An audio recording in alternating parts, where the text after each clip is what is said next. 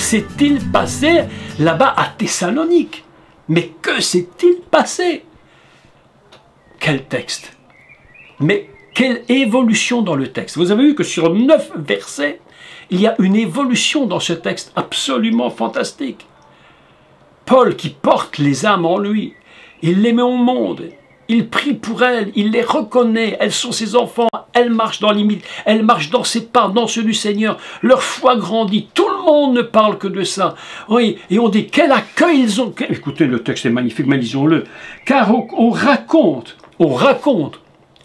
vous imaginez, dans toute la région, on raconte à notre sujet quel accès nous avons eu auprès de vous. Et écoutez maintenant le texte, parce qu'ici le texte est absolument formidable. Écoutez, et c'est ici le secret des Thessaloniciens, et en même temps comment Paul est arrivé à amener à Thessalonique quelque chose de très particulier. Écoutez ce qu'il dit, et je vais parler un peu de cela maintenant. Donc, prenons 9, on raconte à notre sujet quel accès nous avons eu auprès de vous et comment vous vous êtes convertis à Dieu. Comment se sont-ils convertis à Dieu? Mais pas n'importe comment. En abandonnant les idoles,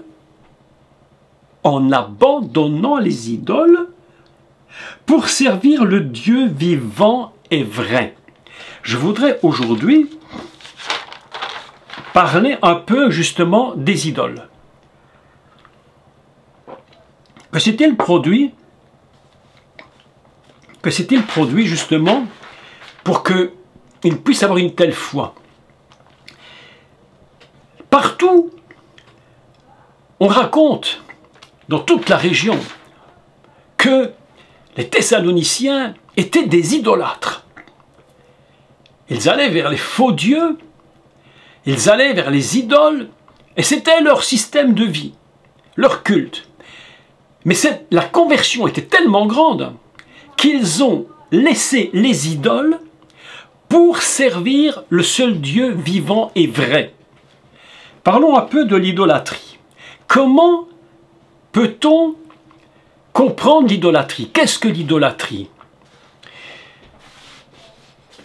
Si on regarde l'idolâtrie dans son niveau, je dirais, le plus résiduel qui soit sur cette terre, eh bien, on va avoir des religions qui adorent des statues. On adore la Vierge Marie, on adore les saints, on adore toutes ces idoles qui sont de bois, de pierre, qui ne parlent pas, mais ils vont vers ces idoles. Vous allez en Inde, le bouddhisme, ils se prosternent devant des idoles, des dieux. On dit qu'en Inde, il y a tellement d'idoles en Inde, tellement d'idoles, on dit que chaque jour, ils créent un nouveau dieu chaque jour. Vous imaginez chaque jour, depuis qu'ils font du bouddhisme, de l'hindouisme, et tous ces dieux, on dit chaque jour, ils inventent un nouveau dieu. La nature est devenue pour eux Dieu. Toute chose qu'ils voient est Dieu. Et ils vont même jusqu'à un tel point d'idolâtrie en Inde. Ça va si loin en Inde. Et pourtant, ces idolâtries, je vous dis, ce n'est que le résiduel de quelque chose de pire. Ils sont tellement dans l'idolâtrie qu'ils vont même jusqu'à adorer et se prosterner devant les bouses des vaches sacrées. Vous imaginez? C'est absolument incroyable. Ils mettent une fleur sur la bouse et se prosternent devant.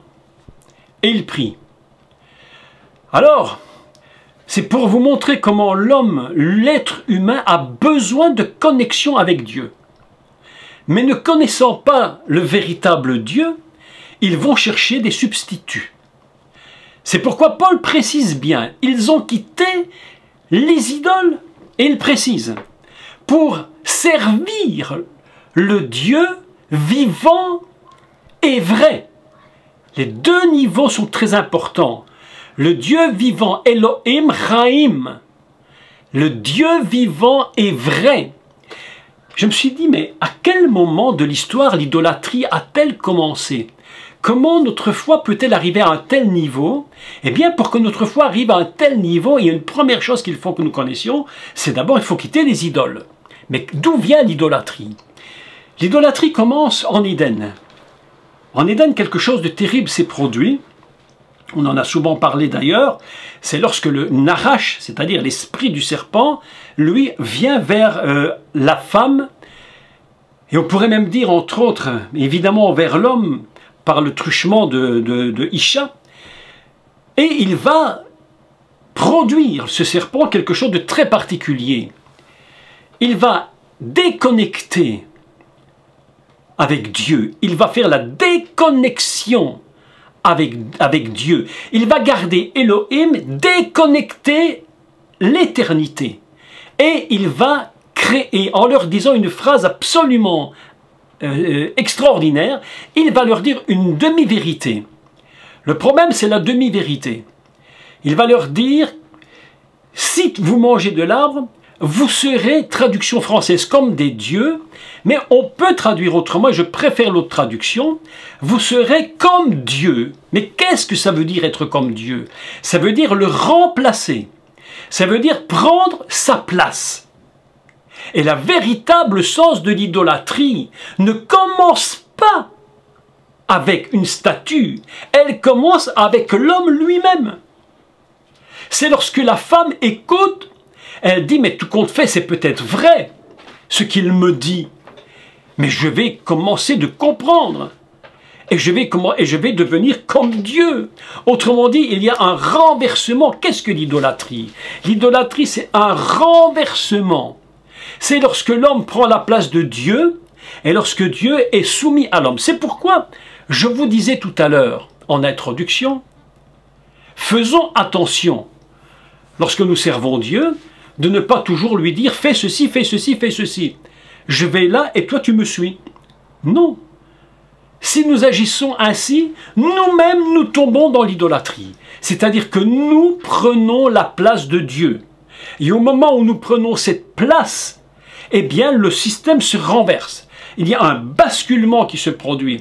Et lorsque le basculement se produit, ça s'appelle l'idolâtrie. Et c'est pourquoi la première chose que Dieu va dire concernant les 10 commandements, ce qu'on appelle les 10 paroles, la première chose qu'il dit, il dit « N'oubliez pas que vous ne pouvez en aucun cas, je paraphrase, à mettre d'autres dieux, et je fais une traduction très très littérale du texte, qu'il n'y ait pas d'autres dieux qui rivalisent sur mes faces. » Ne pas avoir des dieux qui rivalisent sur les faces de Dieu. Il y a quelques années, j'ai fait une conférence qui a été regardée, je crois aujourd'hui, près de 100 000 fois, et qui s'intitulait « Lorsque les religions nous cachent la face de Dieu ».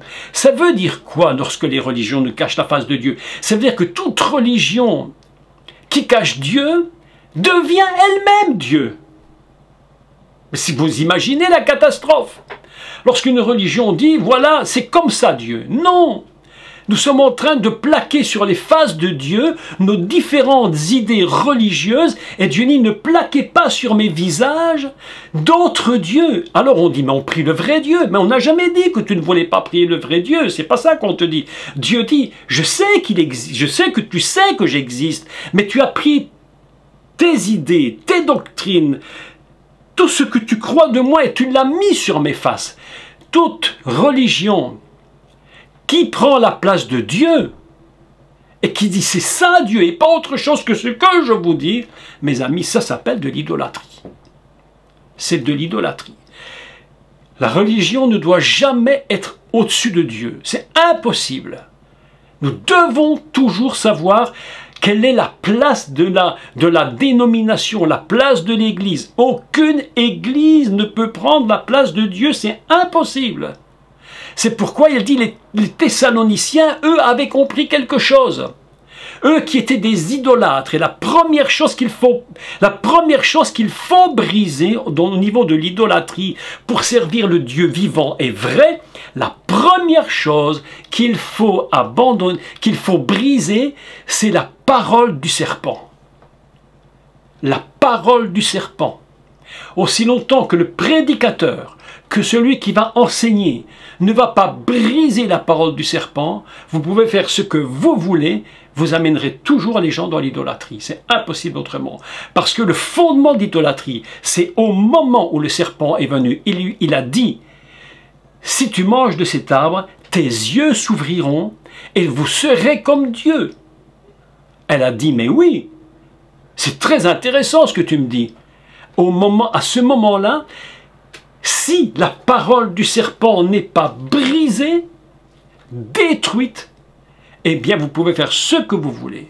Vous verrez que constamment, il y aura toujours une prise de position qui voudra être au-dessus de Dieu. Les gens voudront toujours se tenir au-dessus de lui et dire « moi je sais ce qu'il faut faire ». En réalité, qu'est-ce que tu sais qu'il faut faire? Tu ne sais pas ce qu'il faut faire. Il n'y a que Dieu qui nous dit ce qu'il faut faire. Donc l'apôtre Paul vient chez les Thessaloniciens.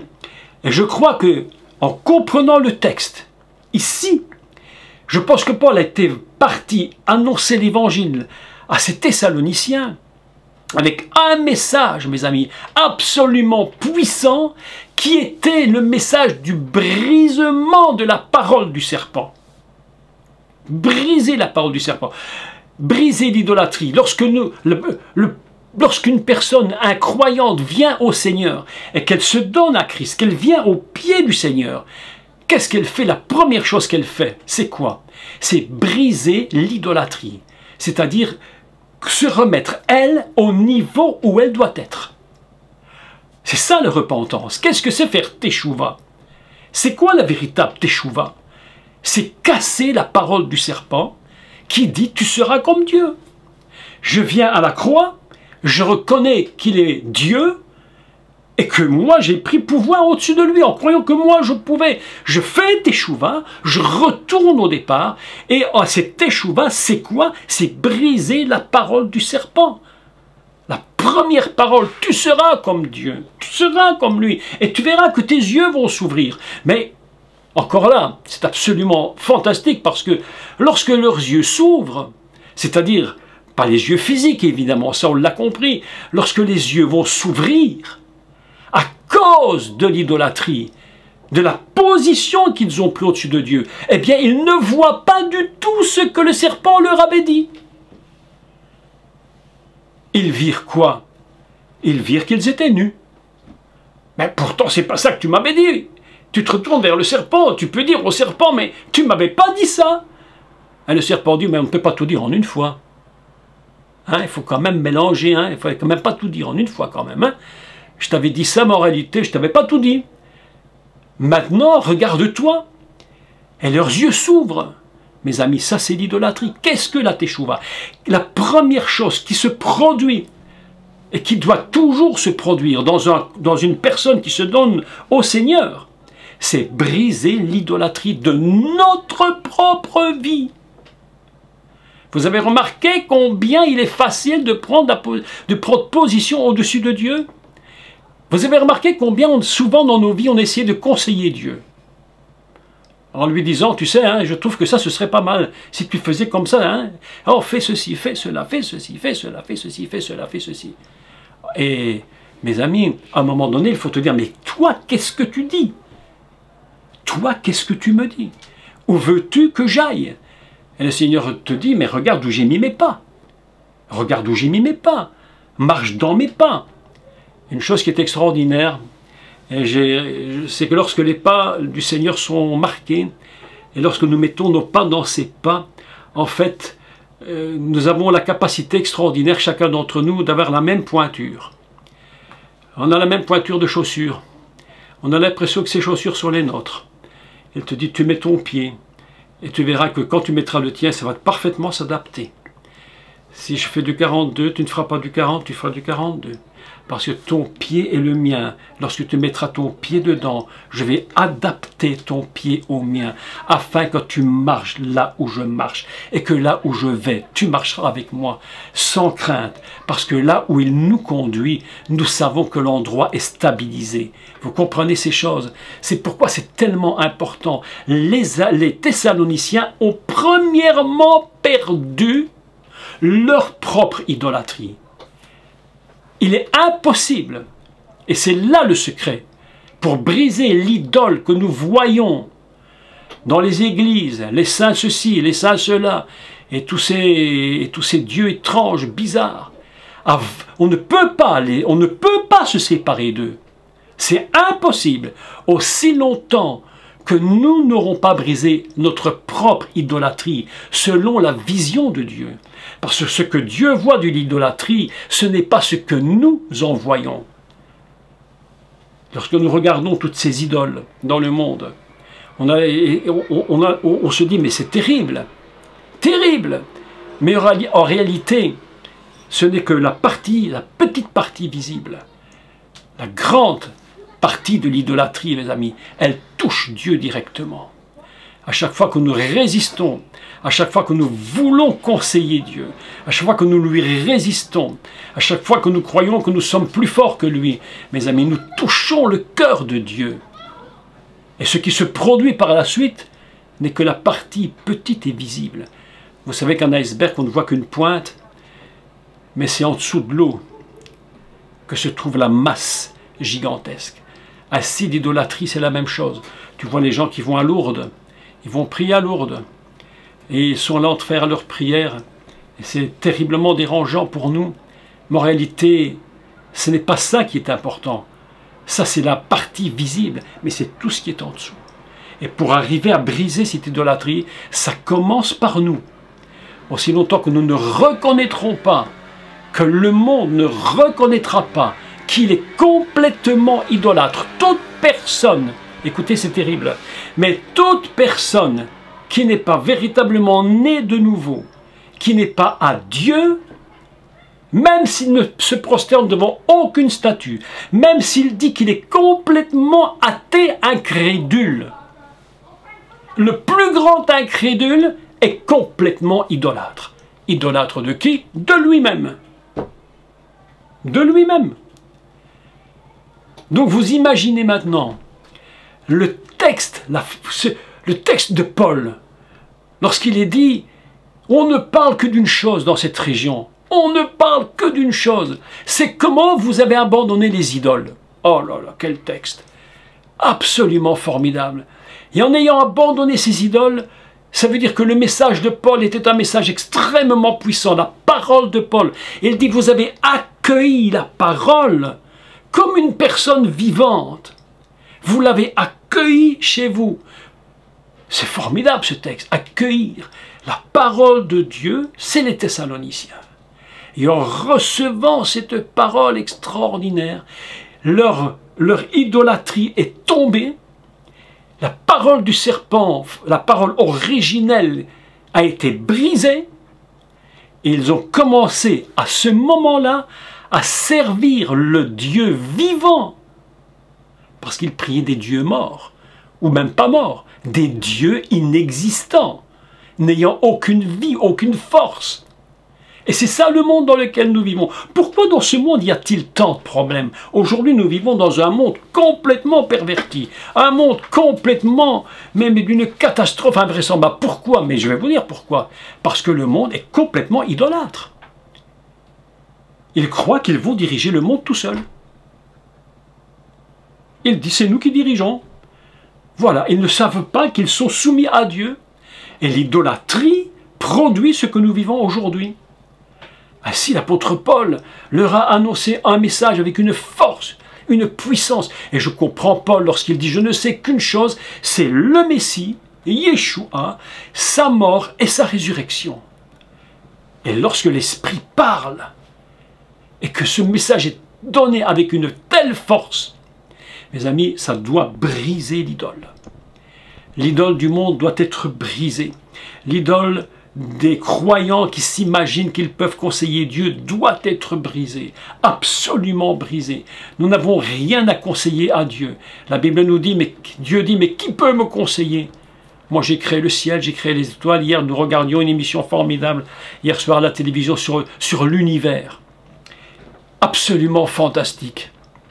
Et il nous racontait, dans ce texte, les savants nous expliquaient les milliards d'étoiles, les milliards de galaxies, d'étoiles, d'exoplanètes, enfin une histoire pas possible. Et on écoutait ça complètement stupéfait. Et dans mon esprit, j'entendais Dieu qui disait, mais c'est rien du tout. C'est rien du tout. Ça, c'est la petite, c'est ce qu'il appelle la rakia, la petite séparation entre ce que j'appelle le monde d'en haut et le monde d'en bas. Mais pour nous, c'est des milliards d'années-lumière, des millions d'années-lumière. 40 000 années-lumière, mais 40 000 années-lumière, il paraît que c'est la plus proche de chez nous. Mes amis, lorsque nous comprendrons que Dieu est Dieu et que nous ne sommes que des créatures, alors le monde commencera de fonctionner. Les Thessaloniciens ont entendu un message tellement puissant. Vous savez que pour perdre l'idolâtrie, c'est quelque chose, c'est un combat. Le but du serpent, c'était d'amener l'homme à prendre la place de Dieu. Il y est très très bien parvenu d'ailleurs. Lorsque Isha est tombée dans le piège, elle ordonne à son mari qui tombe aussi dans le piège. Et ils croyaient que leurs yeux allaient s'ouvrir et qu'ils allaient se trouver probablement dans un endroit qui serait peut-être le trône de Dieu. Mais lorsqu'ils se sont regardés, il dit leurs yeux s'ouvrirent et ils constatèrent quoi? Ben, qu'ils étaient nus. En fait, qu'est-ce qu'ils étaient? Et c'est là que Dieu intervient et il dit à Adam, mais où en es-tu? Regarde où tu en es maintenant. Voilà, tu as voulu prendre ma place. L'homme veut prendre la place de Dieu. Il veut prendre la place de Dieu. Mais qu'est-ce qu'il peut faire en prenant la place de Dieu? Strictement rien.